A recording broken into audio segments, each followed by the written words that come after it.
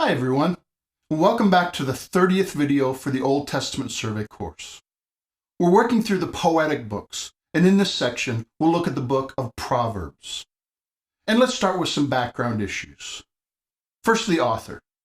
The first verse says that this book is the Proverbs of Solomon, son of David, king of Israel.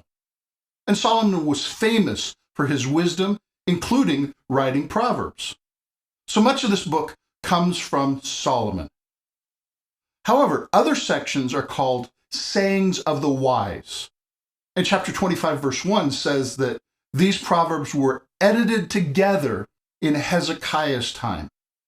And there are also final collections and many sayings from other authors, such as Agur and Lemuel. So Solomon is the author of a large portion of this book, but not probably the final author. Like Psalms, Proverbs is a collection from multiple authors edited together. Now, the date of this book is from the time of the monarchy. Obviously, a lot was written during the reign of Solomon, and it was edited together in Hezekiah's time, and possibly other parts were added later. We don't know. But now let's look at the organization of this book. The major outline of this book is fairly clear, but some of the details are disputed. The book clearly starts with 7 verses that act as a preamble. This section describes the purpose of the book in detail. And then the rest of the first 9 chapters is called the prologue. This section also gives a more detailed introduction to the book as a whole, and is made up of larger organized sections. There are actually 10 lessons in the first 9 chapters from a father to his son, encouraging the son to pursue wisdom.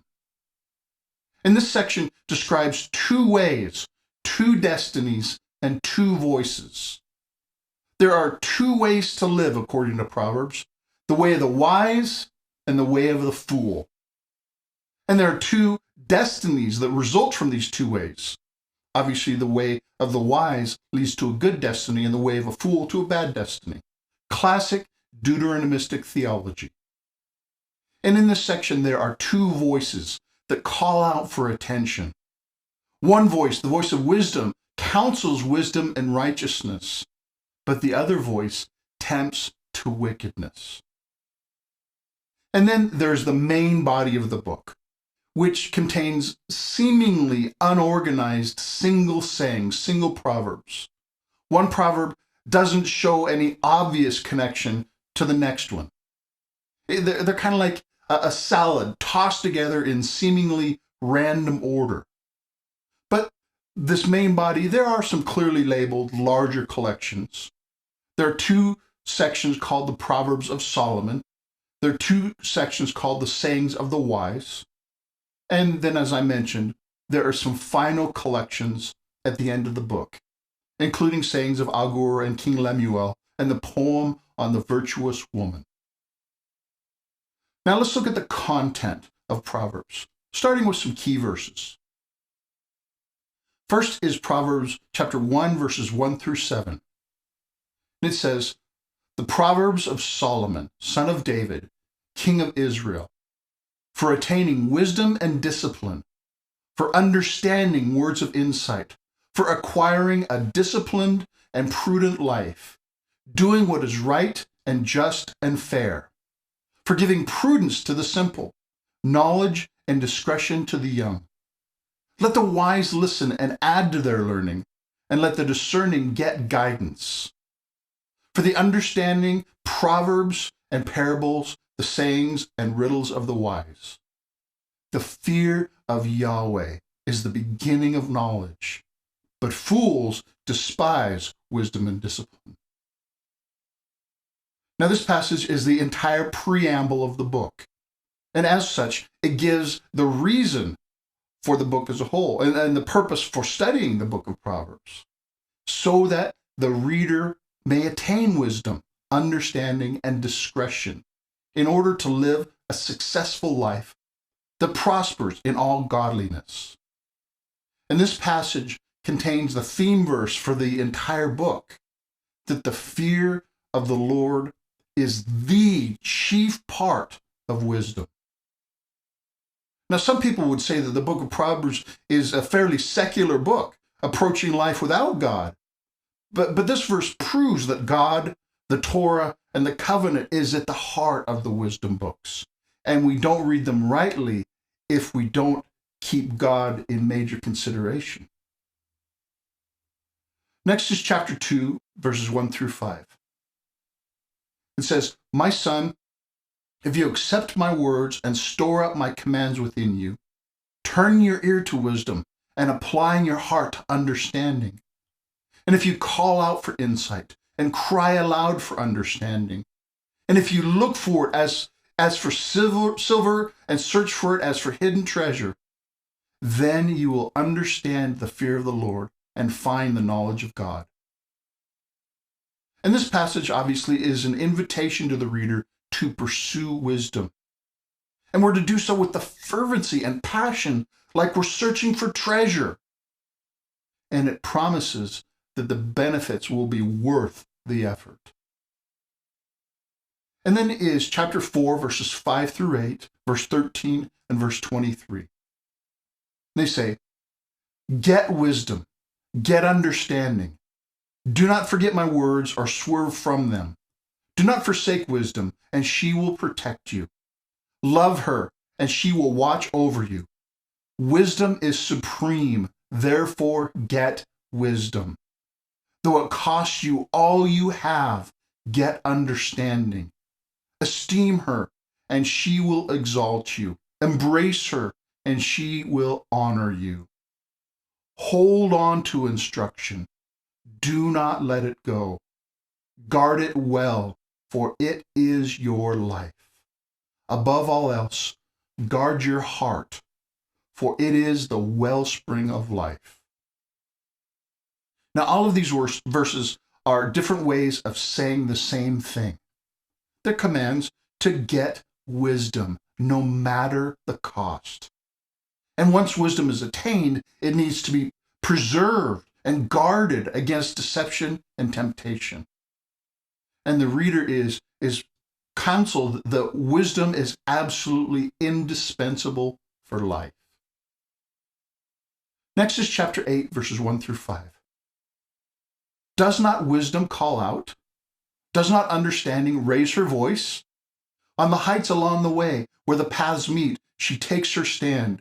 Beside the gates leading into the city at the entrance, she cries aloud, 'To you, O men, I call out. I raise my voice to all mankind. You who are simple, gain prudence. You who are foolish, gain understanding.'" Now, in this passage, wisdom is personified as a woman calling out to all who will hear and inviting them to learn wisdom from her. And this is contrasted in later verses with the harlot folly, who is tempting the reader to a foolish, sinful life. Then finally is chapter 9, verses 10 through 12. It says, "The fear of Yahweh is the beginning of wisdom, and knowledge of the Holy One is understanding. For through me your days will be many, and years will be added to your life. If you are wise, your wisdom will reward you. If you are a mocker, you alone will suffer." Now, this passage also emphasizes the fear of the Lord as a key to wisdom and success in life. And it reiterates Deuteronomistic theology. If you're wise, you'll be rewarded. If you're foolish, you'll suffer. These are some of the key ideas of the Book of Proverbs. Now, you may have noticed that all the key verses in Proverbs were from the preamble and prologue. And that's because these two sections introduce and summarize pretty much the rest of the book. The rest of the book is an elaboration and specific examples of the two ways. They're an application to specific issues and ways to live out wisdom. So the rest of the content is specific examples of wisdom and living it out through individual proverbs. So we're going to look at the rest of the content by looking a little bit more deeply at the nature of biblical wisdom and the nature of a proverb. First, what is wisdom? There are two ideas I want to look at in order to understand the nature of biblical wisdom. First is that wisdom is skill. The root meaning of the Hebrew word for wisdom is skill. It's a somewhat general word, and therefore it begs the question, well, skill in what? So wisdom is skill in applying the Torah and the prophets. You see, knowing God's commands is not enough if you do not rightly put them into practice. Think about Job's friends, and think about the Pharisees in the New Testament. They knew their stuff, but they were not wise because they did not rightly live it out.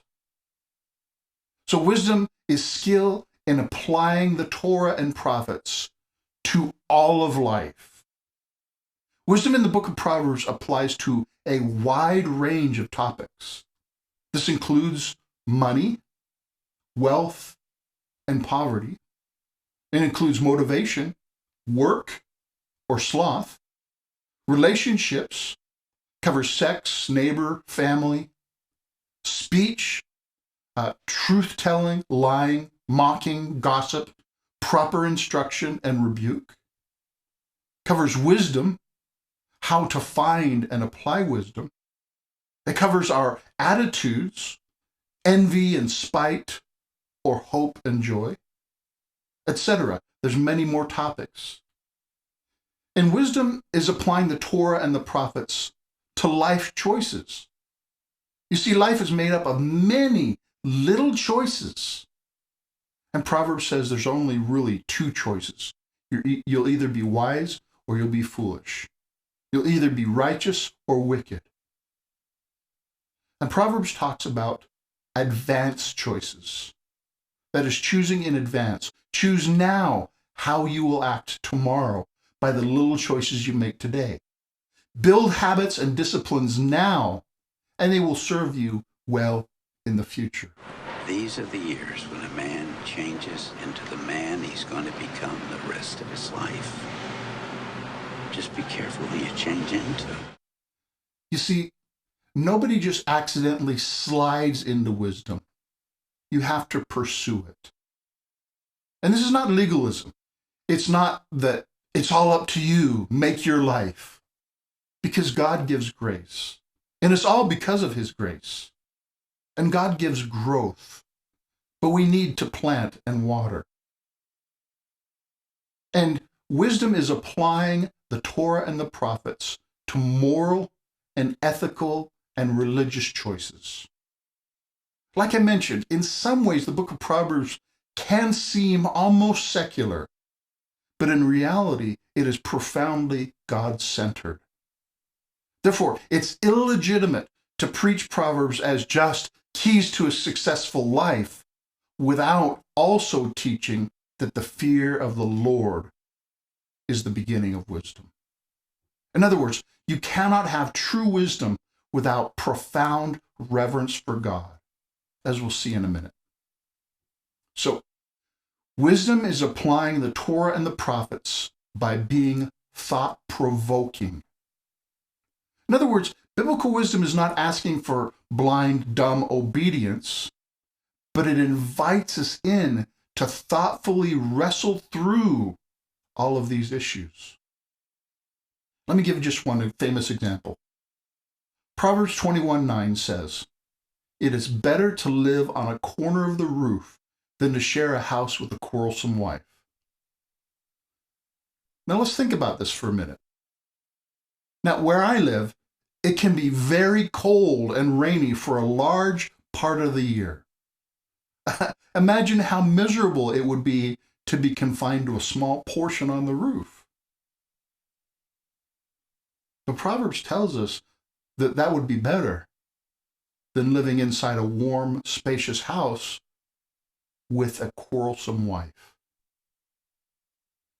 Now, doesn't that make any unmarried reader really want to be extra careful in choosing who they will marry? because you have to live with this person for the rest of your life. Now, that's just one example of the kind of thing that wisdom teaches for a successful life. So wisdom is skill in applying God's instruction to every part of life. Now, the second major idea of biblical wisdom is that it is seeing all of life from a God-centered perspective. Now, let me start to explain this by contrasting this with what the Bible says about a fool. The Bible says that the fool says in his heart, there is no God. In other words, the fool places himself at the center of his life, and God has no part of it. Now, some would believe that God doesn't, in fact, exist, or others might believe that maybe he exists, but he's distant or somehow he's irrelevant to everyday life. See, for the fool, God is not in the picture. And that is certainly not biblical wisdom, to live without God. But now let me contrast that with one more bad example. There are many people who say they believe in God, and maybe even do. Maybe they even claim that he has a part in their life, but they relegate God to a supporting role, a bit part on the margins of their life, who only comes into the picture when he's invited. That person still might consider themselves to be a believer in God, but they place themselves at the center of their life. Yeah, God's now in the picture, but he's in the periphery. And every thought and decision is still focused on the individual person as the defining point and goal of their reality. They may say that they believe in God, but practically they live much of their life as if he didn't exist. They live for themselves, and God is a mere afterthought. That is not biblical wisdom.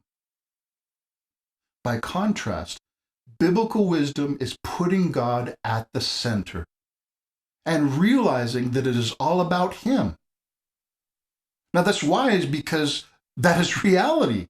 God is the most important person in the universe, and we are all supporting characters in his story. And we are wise to the extent that we know this and live in light of it. When we consider God and his ways and his purposes above our own, when all of our activities and relationships are mediated through Christ, when our goals and our passions and our character and our authority are intentionally conformed to his. When we look at every part of our life, not from who I am and what I'm doing, but who is God and what is he doing in this situation. Now, I know that's difficult and it's unnatural because we're born with innate selfishness and sinfulness. And I look at the world from behind these eyes, from who I am. But the good news and the message of Proverbs is that we can grow in wisdom. And our minds can be changed. And the more God-centered our heart and life is, the more we are living in biblical wisdom and in what the New Testament calls sanctification. Therefore, in every part of our life, we should ask, for instance, how is God involved in every decision and relationship? How can the Lord be honored in my workplace? How do my entertainment and recreation choices reflect Jesus and who he is? How is God present? And how can I make him central and honor him in all of my life? See, that kind of attitude will lead us into biblical wisdom. And Proverbs provide great help in this. And now let's answer the question, what is a proverb? Simply, a proverb is a statement of a general truth. It comes from a thoughtful, wise observation, and then it is put into a concise, memorable form. Like, look before you leap. Better dead than red. See, it's a truth compacted into easy to carry form, easy to remember form. Therefore, it's important to realize that a proverb is not the same as a promise. Because it is so short and memorable, it is not precise to the level of a guarantee. For example, I could say, study hard and you will pass the test. And that's true. As long as you study the right material, as long as you get a good night's sleep, etc., and many other variables. So studying hard will help you pass the exam, all other things being equal. But it doesn't promise no other issues will interfere. That's why we need to be careful how we apply Proverbs. For instance, Proverbs 22:6, which says, train up a child in the way he should go, and when he is old, he will not turn from it. Now, this is true. And parents should be conscientious in the way they train their children. However, there are many other factors that might influence any child. And children make their own choices. The parents have a strong influence, but they are not the only influence. So if a kid goes bad, be careful not to use this verse to blame the parents automatically, because there might be more going on. And it's also important to realize that a proverb is not the same as a command. You see, it takes wisdom to know how and when to apply wisdom. Let me give you a famous example. Proverbs 26:4 says, do not answer a fool according to his folly, or you'll be like him yourself. But the very next verse says, answer a fool according to his folly, or he will be wise in his own eyes. That means that there are certain times and circumstances when we should not answer a fool, because if we do, we'll lower ourselves to his level. But there are other times when we need to answer a fool so that he does not think that he is right, so that his falsehood does not go unchallenged and lead others astray. But it takes wisdom and prayer to know when either response is most appropriate, especially in this age of social media. And every proverb demands that we exercise thoughtfulness and wisdom to determine if, how, and when to put it into practice. Then one last question. How can we best read Proverbs? Well, there's more to this question than I can answer at this time, but I'll try to give you 3 principles that I hope are helpful. First, read them in light of their parallelism. Let the 2 or more parallel lines inform one another. Compare the 2 and read them together for the whole message. Second, compare each proverb with other proverbs on the same topic. For instance, if you read only one proverb on money, you might conclude that the reason someone is poor is that they are lazy. Or if you read only a different proverb on money, you might conclude that the reason somebody's poor is that they are oppressed. But really, you should read both of these proverbs and more to see that these situations is sometimes more complex than either of these. And then use wisdom to discern, why is this person poor? Is it because they're lazy? Is it because they're oppressed? Is it a combination of all of these and more ideas?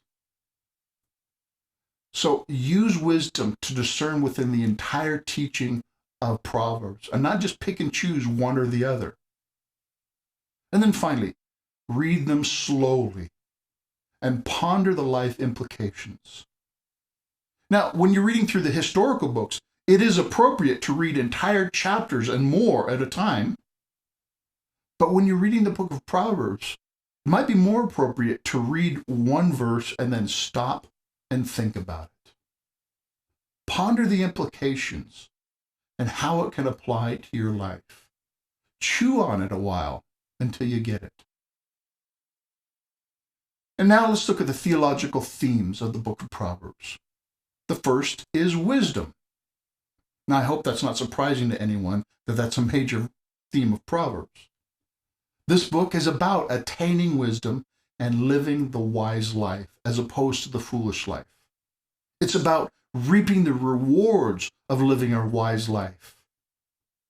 And the second theme is the fear of the Lord. This awe and respect, and yes, even fear of God is the key to all true wisdom. It is the beginning of wisdom, not in the sense of the first step that you then leave behind, but it is the beginning of wisdom in the sense of being the foundation upon which all wisdom must be built. Because all the world conforms to God's moral ways, and therefore we should conform to God.